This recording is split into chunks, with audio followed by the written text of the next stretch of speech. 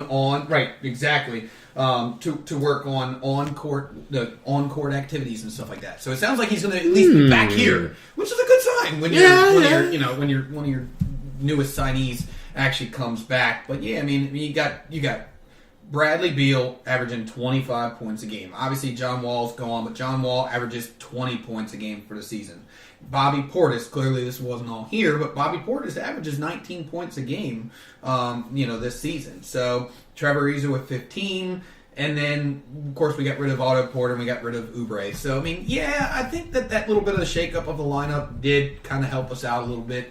Markieff Morris was kind of tough for me because I thought he really, he gives us. I mean, he's the big guy. Hey, on the low, that's a great pickup for Oklahoma City if he can get healthy. For real, 100%, for real, 100%. That's a great pickup. Yes, it is. So, I mean, you talk about where are we at right now. We're at the point where the young guys that Jordan McRae, Chase and Randall, those guys really, really, really need to make the most of the minutes that they're getting right now. Because clearly, those guys, in a normal game, they might get a couple minutes here and there. But they've been playing some big minutes. I've been seeing McRae play more and more minutes, which I like. I want to see Tony Brown Jr., I want to see him get some more minutes. Wesley Johnson, I really haven't seen much from him since we picked him up. No one has since he came out of UNC. Right. But Jabari Parker, man, he was looking good the one game I did see where, he was getting rebounds. He was fighting people for rebounds left and right. So, I mean, I do think that we're heading in the right direction. I just think that we're kind of in like a holding pattern. We're heading in that right direction. We have a place to land, but we're going to be in a holding pattern. We're going to circle around a few more times to make sure that the landing strip that we take is the right one. But man, I do like Decker a lot. I think he can score. He's not obviously an all-star or anything like that. But I think Decker can score. He can knock down the threes when you need him to. He's a good slash player. Right, and Satoransky, I can't say enough about the two players that I think I'm biggest on this year and for what they've done and the way they've come. I mean, clearly it's Satoransky and Thomas Bryant. I mean, agree. you can't say enough about Satoransky coming in and starting for John Wall since he went down with the injury and with the surgery and everything like that. I mean, Satoransky's last 10 games, he's only averaging 10 points, but he's averaging 10 points, 6 rebounds, 7 assists, and a steal. So I mean, he clearly it's been hit or miss with him. I know he did miss the last 2 games, but he's one of those guys that, man, he had a triple-double-ish, his first triple-double of his career, if I'm not mistaken. He really showed that he deserves to be in this league and that he can play and he can be one of the key components of a winning team should we be able to get it all together and make the playoffs this year. Yeah, no, I definitely think you hit the nail on the head with that one, and it's going to be fun to see what the Washington Wizards do for the end of the season. Not the season we thought it was going to be, as we stated at the beginning of the segment, but I mean, it is what it is. It's sports. Before we get out of here, I just want to talk real quick a little bit more, kind of go dig a little deeper about my All-Star experience. So when you go to the All-Star game, a lot of these companies that are official sponsors of the NBA do something called a brand activation, and basically what that is you're trying to create an event, an activity, an experience to spark people's interest in your brand. So when some of the examples are like Nike. They have a place called the Mint Museum in Charlotte. It's a huge museum. Well, Nike took over the museum. Plastered these gigantic red and white billboards outside with Nike slogans. Some of the players who are in the NBA All-Star Game, their pictures were on the sides of the building. So it looked anything like a museum. When you walked up there, you thought it was a Nike store. You walked inside. All the jerseys for the All-Star players were up against the wall in glass. Really, really super cool. Walked a little bit further, heard some hip-hop music pumping. I looked to my right. They built a basketball court inside the museum. It was a half court. Had it kind of roped off with a rope fence. And inside they had basketball players. When I got there, it was young ladies doing a skills clinic. Parents are able to sit there, kind of videotape, watch your kid play. And the cool thing about it, like I said in my article, was the walls of the basketball court were a screen. So they would have like videos of like Giannis Antetokounmpo dunking on people, LeBron James, Jordan, basketball moments flashing on those videos while the kids were playing. The logo for the All-Star Game, where the All-Star Game is located at, Charlotte, North Carolina, 2019. Just a really, really cool environment. Free posters, the new Nike BB shoe that came in. They're kind of like the Back to the Future type shoes. They had a line you could stand in, you could try on the shoes and get the perfect fit. You could try those on. I went upstairs, and upstairs was really cool. They had all these Nike signature shoes encased in glass. So like the Kyrie's, the Jordan Equality shoes he had, or the LeBron Equality shoes, excuse me. Blake Griffin's Nikes. They also had Kimball Walker's Nikes in glass. And they also had Scoop Jackson, I thought was really cool, there presenting. Talking about the history of Nike, the history of the individual shoes. Just a really awesome vibe to be there. Next to that, they had something called a customization center, which all the places I went to had. And you can stand in line, you can buy a jersey or buy a t-shirt and get it customized with like the logo of your favorite team or a player's name or whatever. And while you waited, they had these giant flat video screens displaying like all the Nike athletes, like Maya Moore, Becky Hammon, Giannis again. And it would show like the picture of the player, flash their stats, some of their accomplishments, a little bit of their background and why Nike chose them. It was really, really cool. And that's kind of, like I said, when you walked in there, it was no longer a museum. It was like you're in a Nike store.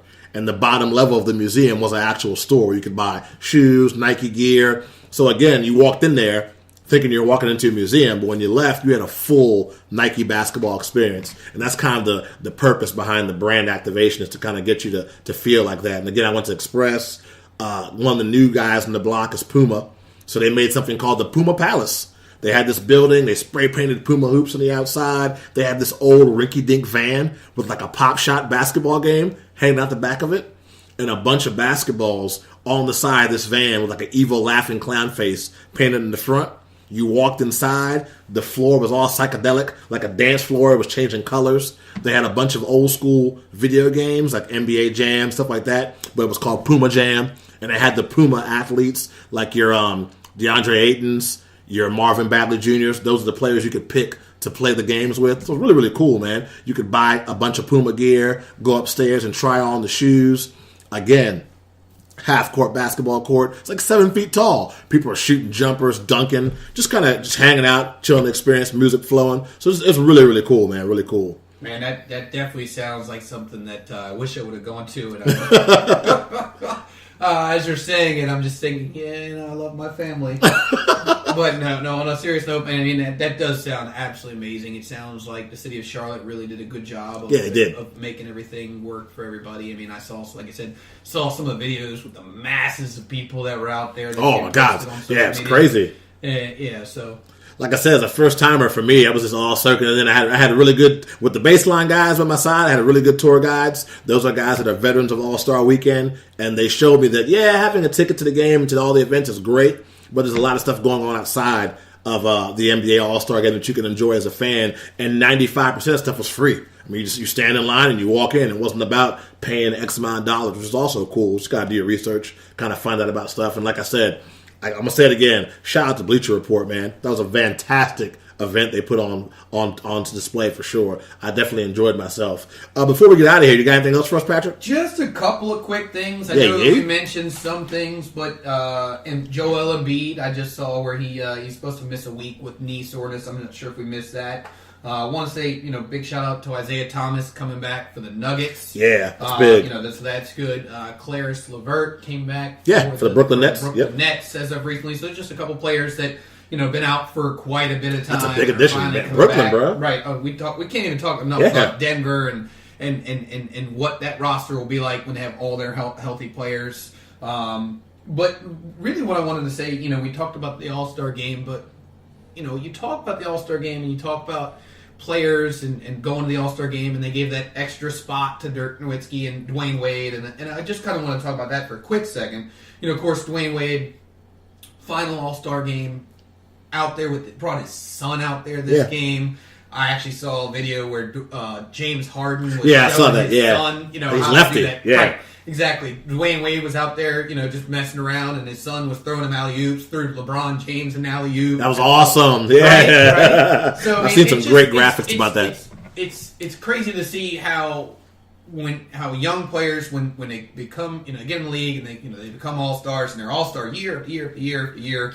I don't want to say they take it for granted, but when you see Dwayne Wade, you can clearly, you can see the difference in how he took it in. And I think I read something that said basically like, this is my last one. I'm going to really enjoy it. He was out there with his son. He was doing all sorts of events. He was out there at the dunk contest. He got jumped over. But Spade tournament he had. Yeah. I couldn't get in. Maybe next time, D Wade. I couldn't get in the Spades tournament. I'm a horrible Spades player, but I'd have brought great comic relief. But anyway, you can't talk about the All-Star game and All-Star appearances without talking about, of course, the greats. You talk about Kareem Abdul-Jabbar's got 19 All-Star appearances. Not starts, appearances. Jesus. Kobe Bryant, 18 appearances. And then, of course, you got Shaq, KG, and LeBron, who all have 15.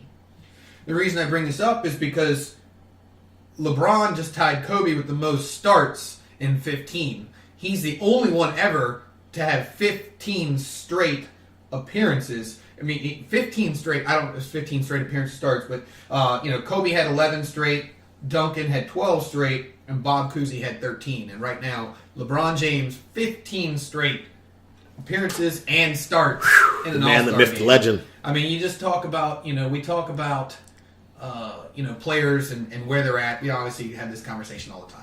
The next Jordan, who's this? Kobe. We talk about this. You and I had a great conversation before we started this, and it's just hypothetical, of course. But you were saying what? If Kevin Durant wins another title, then turns around, where is he going to be at in that list of people? Yeah, I got that. That sparked from listening to the Herd. Colin Cowherd brought that up. I mean, if this guy wins this year, that's 3.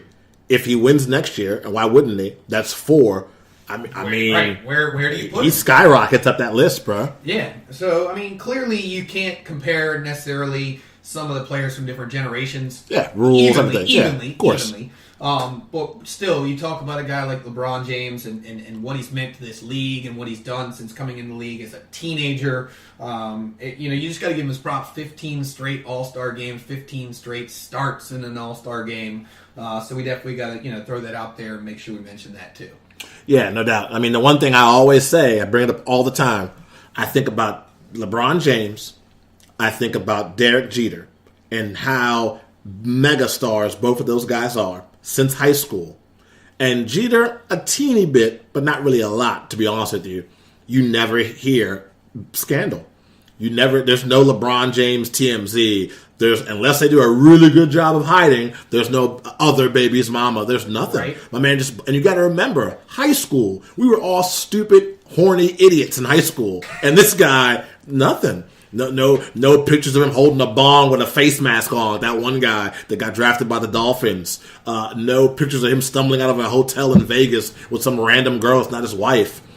To be able to accomplish that in today's social media crazy world, along with the building a school and along with being a mentor for people and all the stuff he's doing off the court, it's incredible to me, man. That's incredible. Because I know if that was me, even today, somebody gives me a $30 million contract today, tomorrow I'm doing something stupid. I'm on the back page of some magazine or newspaper. It is crazy how you talk about LeBron. And what do you talk about? Well, you talk about how many final appearances he had and how many finals he's won. You talk about how he left Cleveland to go to Miami. You don't talk about, again, building the school. I mean, they do mention it, but it's not the first thing you talk about when you talk about him, because he's a basketball player and it's a basketball player first. But he's still a person. He's still out there doing great things in the community. Wherever he's been. I mean, Miami, Cleveland, it doesn't matter. And he's not the only one out there doing good stuff, but I mean, it's the level of superstardom, is what I'm saying. Right. I mean, I hate to bring the show to that level, but look at Tristan Thompson yesterday, all over social media for cheating on Khloe Kardashian. Not that you and I care, but I'm saying that doesn't happen to Bron, man. No. I'm very impressed with how he handles himself when it comes to that kind of thing. And we need more role models like that. And we need more people to see that, he's a great basketball player, and he's doing amazing. Every time he steps on the court, it seems like a record's being broken. Yeah, it does. That and the other. But I just want to make sure that the young kids out there, they do hear the other things that he does as well, and we do give him the props for that, because those are the things that really make the difference. What he did on the basketball court doesn't make any difference to anybody after today. Tomorrow, if he was to break his ankle and never play another game of basketball, you'd know him for that. But that's not what makes the difference. What makes the difference is the stuff that he does behind the scenes for the people that need it the most. Yeah. I think I read something. It was saying it was about that the school that he did. Yeah, I promise. They were given scholarships. Yep. I mean, it's just unheard of that somebody to that level of superstardom. You know, you say it. I mean, he was the first one with $100 million Nike contract. I mean, you for most people, that kind of stuff goes to their head. Oh, I would be screwed up. Right. I would jack it all up. Right. Not gonna lie. You'd be out here hanging out. I mean, and I know he probably hangs out and he does the things where